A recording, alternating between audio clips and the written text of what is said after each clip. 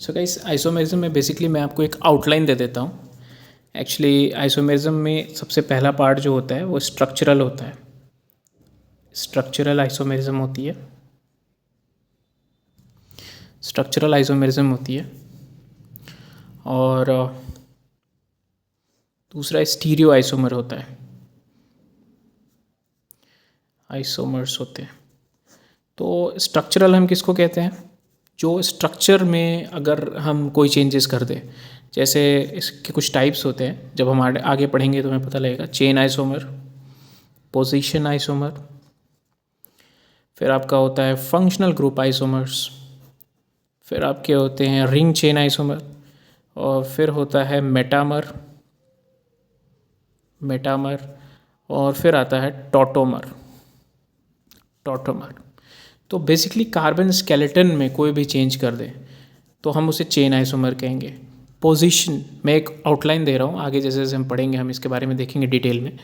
तो एक position isomer अगर होती है किसी भी कार्बन चेन में, किसी पर्टिकुलर पर्टिकुलर स्पीशीज़ का या एटम का या मॉलिक्यूल की अगर पोजीशन हम चेंज करें तो उसे पोजीशन आइसोमर बोलते हैं। फंक्शनल ग्रुप बहुत सारे, जैसे एस्टर, अल्कोहल, और आपके जितने भी फंक्शनल ग्रुप हैं, एल्कीन, एल्काइन या फिर एसिड, तो अगर ऐसा कुछ है तो फंक्शनल ग्रुप आइसोमर होता है। रिंग चेन हो या रिंग हो। और मेटामर, हम पॉलीएटॉमिक कुछ एलिमेंट्स होते हैं जो एक से ज़्यादा बॉन्ड बनाते हैं, तो उनके अराउंड अगर ज्योमेट्री डिफरेंट होती है तो मेटामर बोलते हैं। और टॉटोमर हम आगे देखेंगे कीटो एनॉल कैसे चेंज होता है। तो बेसिकली हमें स्ट्रक्चरल आइसोमर में कार्बन स्केलेटन और उसके स्ट्रक्चरली जो है उस पर ही बात करनी है, तो हम आगे देखेंगे आगे, ठीक है। फिर स्टीरियो आइसोमर्स पर आते हैं, दूसरा पार्ट जो है स्टीरियो, और यही मेन पार्ट है स्टीरियो। हमें स्टीरियो आइसोमर ही अच्छे से करना है। तो स्टीरियो आइसोमर में भी दो पार्ट होते हैं। पहला होता है कन्फिगरेशनल आइसोमर। कन्फिगरेशन में चेंज होती है, तो कन्फिगरेशन। और दूसरा जो पार्ट होता है वो होता है कॉन्फॉर्मर्स होते हैं। तो ये होती है रिस्ट्रिक्टेड रोटेशन से,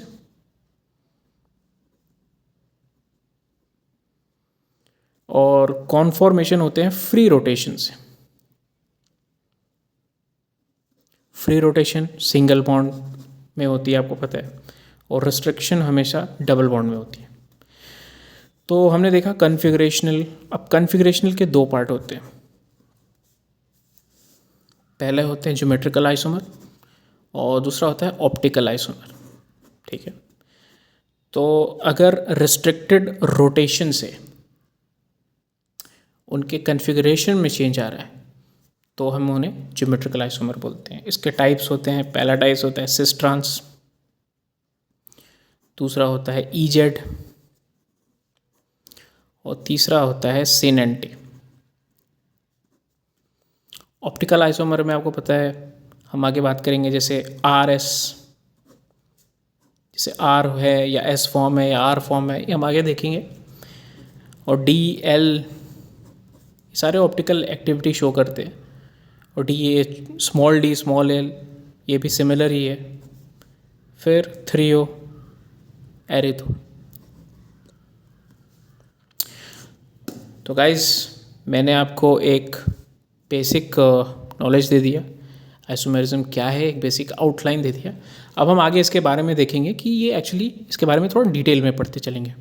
तो हेलो गाइस, जैसा कि हमने लास्ट वीडियो में देखा कि कैसे हमने आउटलाइन के बारे में पढ़ा था, आइसोमेरिज्म में क्या क्या कॉन्सेप्ट्स होते हैं और कौन कौन से टाइप्स होते हैं उनके बारे में हमने समझा। और तो गाइस जैसे हमने लास्ट वीडियो में देखा कि क्या क्या टाइप होते हैं आइसोमर्स के, तो इस वीडियो में हम पहला एग्जांपल हमने लिया था स्ट्रक्चरल आइसोमर, उसका पहला दो टाइप चेन और आइसोमर लेंगे।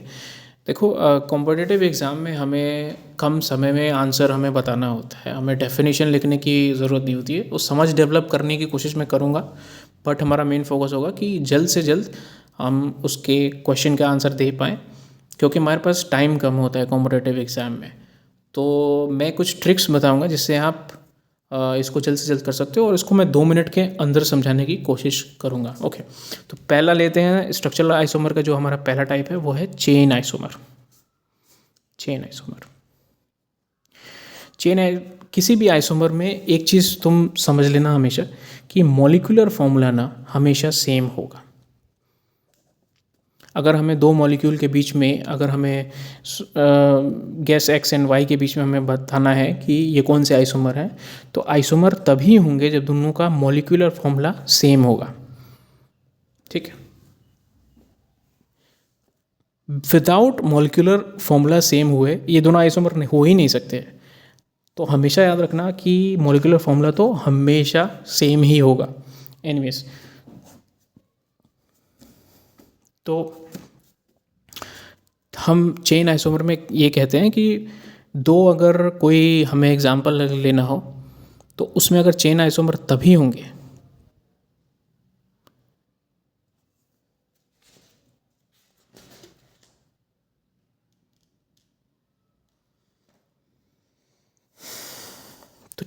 तो चेन आइसोमर में हमेशा याद रखना, चाहे कोई भी आइसोमर हो, आइसोमर तभी होगा जब मॉलिक्यूलर फॉर्मूला सेम होगा। ठीक है, और चेन आइसोमर में क्या होगा कि सेम मॉलिक्यूलर फॉर्मूला पहली कंडीशन, सेम फंक्शनल ग्रुप।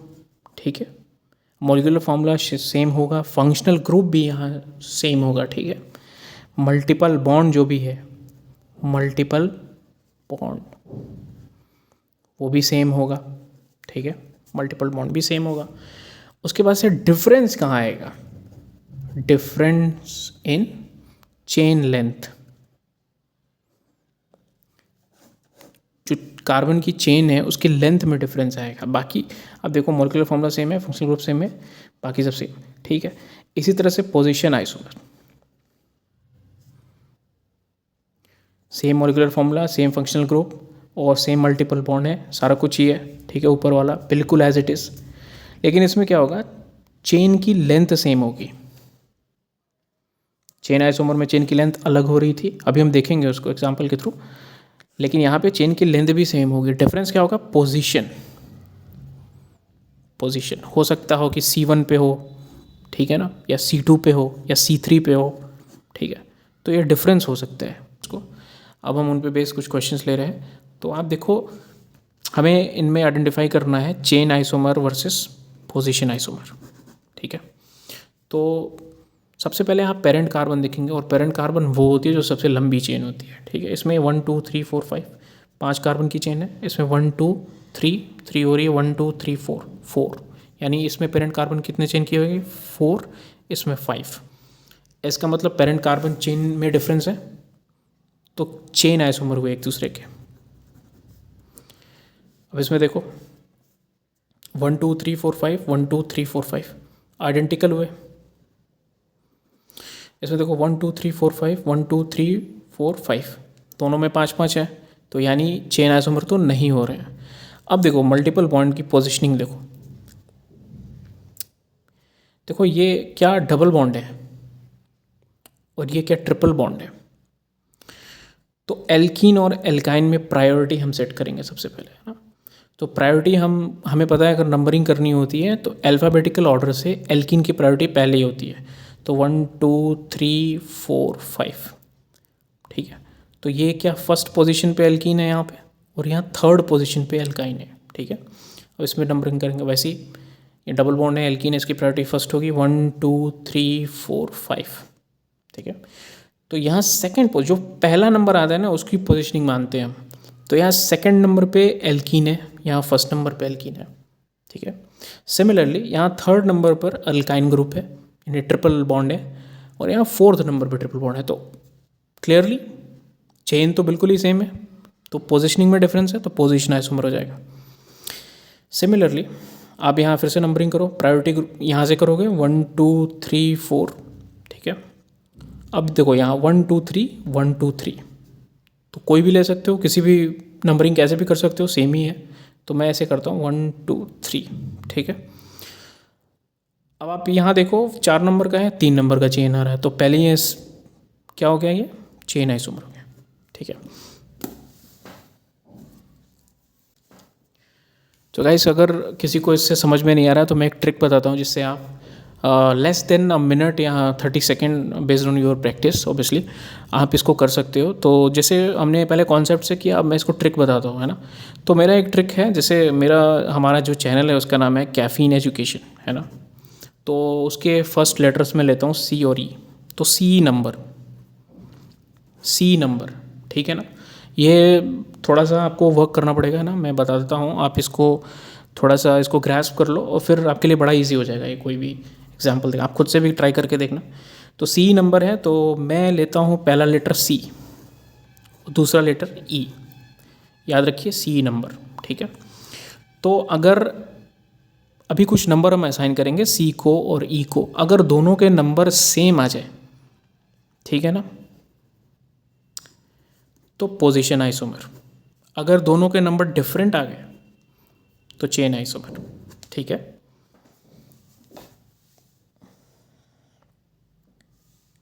अब ये सी है क्या? सी देखो, जो पेरेंट कार्बन चेन है ना, उसमें number of carbons in parent chain, ठीक है। और ई क्या है? ई देखो, जो साइड में जो भी चेन है या ग्रुप्स हैं जो अटैच्ड हैं, या सब्सटीट्यूएंट्स कह सकते हो, साइड चेन ग्रुप या substituents, number of side chain group substituents जो भी अटैच्ड हैं उसको ई बोलेंगे।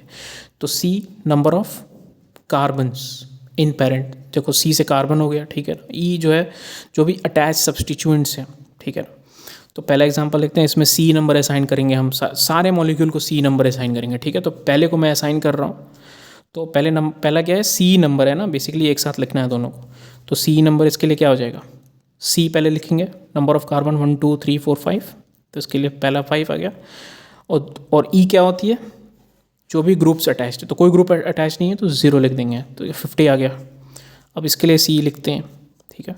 1 2 3 4, 4 कार्बन की चेन है और ये ग्रुप अटैच है 1, ठीक है। तो हमने क्या बोला था, अगर दोनों डिफरेंट हो जाएंगे तो चेन आइसोमर, देख लो चेन आइसोमर है।